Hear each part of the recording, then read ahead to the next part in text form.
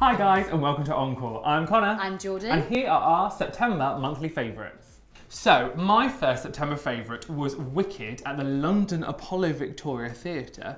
And let's not beat around the bush, this is the fourth time I've seen this production. I was very lucky. I saw the original London company way back in 2006. Yeah. Yeah, way back when. And it's celebrating 13 years in London's West End. Not 30 years, 13 years. And it was nice going to see this new cast. And what I like about Wicked is every time you see it, it's a slightly different interpretation. Obviously they are replacing and they are stepping into very beautifully created and solid roles. So it is very much what you'd expect at every show. But I really like this new cast. I think that Helen Wolf's Glinda is the most funniest and eloquently vocally. I don't know how to phrase that differently, but she's got basically she's a phenomenal soprano, and it's the most time I've heard someone go from pop to soprano and there's not been a clear difference in someone's body language or change. Oh, right, okay. It's very, very seamless. Oh, lovely. You get to see them. It's on your list. It is on my list. I haven't seen the current cast, so I'm really looking forward to catching them at some point during their run. Because why do you like seeing a new cast? I love seeing a new cast because, let's be real, everybody wants to see what's vocally different about the show because it's such an iconic... Well, both roles are so iconic. They're so many people's dream roles. So many incredible women have taken on these parts. And when Wicked opened, it was one of the most groundbreaking things to have such strong female leads. And I just think it's always great to see new women's interpretations of the roles. Yeah. So we all went to see, and by all I mean Alice, our fabulous producer as well, went to see Mamma Mia, the party at London's O2 in Greenwich. Guys, I literally lived my best Greek hour life. I can't even tell you how much fun this was. Basically, it's like an immersive, dining, theatrical piece / disco / ABBA realness party, and you get food. So I was like, yeah, I'm there. And a 3-act show. Yeah, exactly. So basically you go in into your starters and there's an act, mains, an act, pudding, final act, disco. It's absolutely incredible. The scenic art from the moment you walk in, it's like this Greek villa. Literally, it feels like you're on holiday. You're having the best time. I was literally living my best life. And you get all the ABBA songs that you know and love, and the slightly obscure ABBA songs too. It's like Ring Ring, I'd never really heard. And I was like, wow, this is a tune. And it's great because you do see members of the company that have been part of the Mamma Mia, the musical company as well. So I had seen Joanna Monroe as Rosie. Steph Parry obviously iconically played Donna as well. So there's so many members of that company that I was like, this is great. So throughout the whole theatrical experiences, you've obviously got waiters who serve you food. There's waiters and sort of it's set over 3 tiers. There's sort of like a ground floor area, which is like the playing space. You've got a balcony and then a tall balcony at the top. And what's nice is you sat down on the ground floor. I did. I was right by the fountain, which is like the central point of like all the action. Whereas when me and Alice sat and saw it, we sat at the top balcony looking over the ground floor.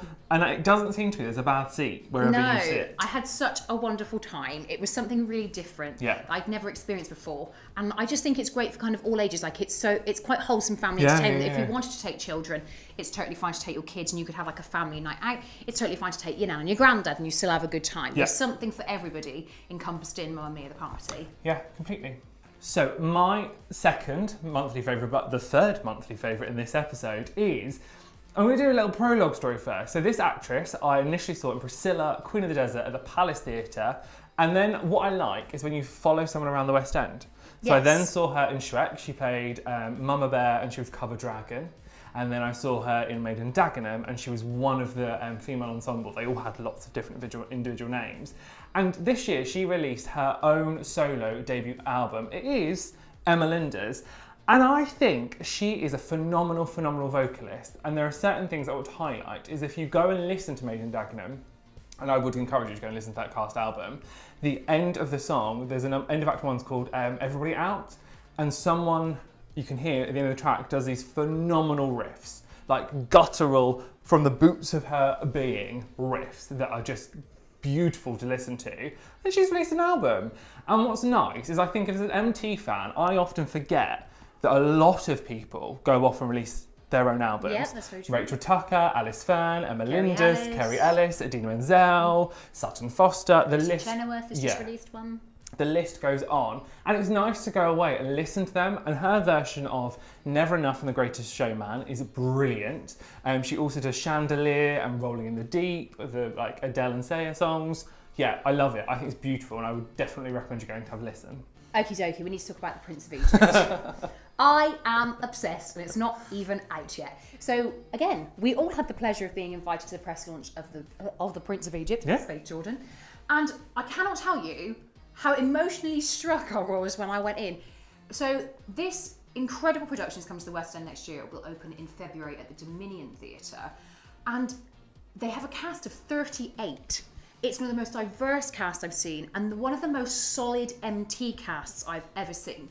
And they performed a few songs for us, some from the movie and a couple of the new ones. There have been 10 songs, brand new songs written for the stage musical. But I've got to say, my favourite is currently Deliver Us, which is from the actual movie. So you can go and listen to that on all good music providers. But the solid sound, because they've been together for 8 days when they came to the press launch. And I literally sat there and I was like, this is amazing. I literally haven't stopped listening to the soundtrack. We've all had the lovely opportunity to interview the cast and creatives, so please go and check those out at encoreradio.co.uk and from Wings. Thanks. And but this show is going to be absolutely knockout, guys. Please keep posted on their Twitter and things, and also at encoreradio.co.uk, because this is going to be something super, super special. Yeah, I'm obsessed. It was nice. Hopefully there's a lot more content for all of us. So we're hopefully going to rehearsals when they start kicking off rehearsals, and then obviously hopefully we'll go and see the show. I'm going to see the show anyway. So my next monthly favourite was our little theatre date of this month. We've literally had a month of being together. Yeah. Thank you. And we went to go and see Falsettos at the Other Palace.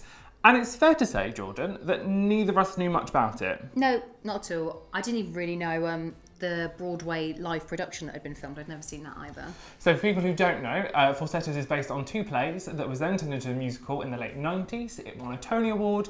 It was revived on Broadway in 2016. And this is the UK premiere in London, currently playing at the Other Palace.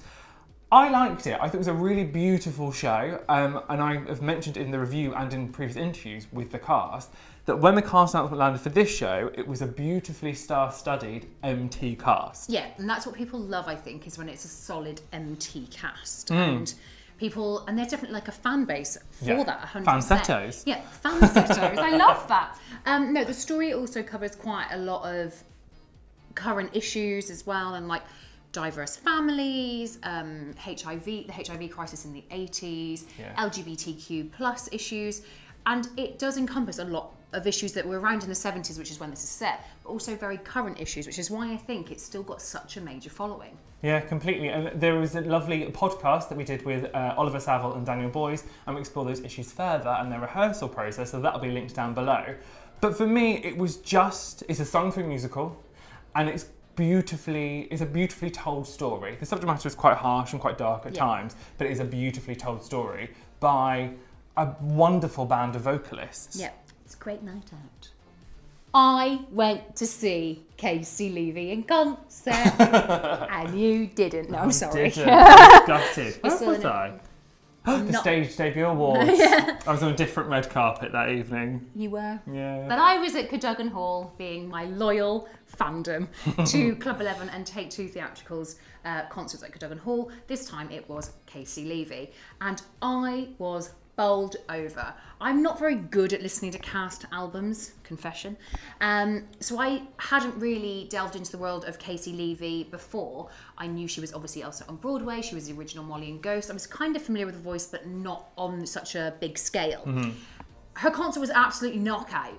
Like, she did literally a little bit of everything that you could want from her. Like, it was literally like, I'm going to talk you through my career. But she had this wonderful moment where she spoke about being a mum and becoming a mum and still working like 8 shows a week and being Elsa on Broadway, and what it was like being pregnant with her son and complications, and little songs that kind of reminded her of being pregnant with her son. It was a very, very personal concert, and what I love about Club 11 and Take Two is that they genuinely let the actors that they are bringing in be authentically themselves. Yeah. There's no pressure on them to be like, we want you to do this.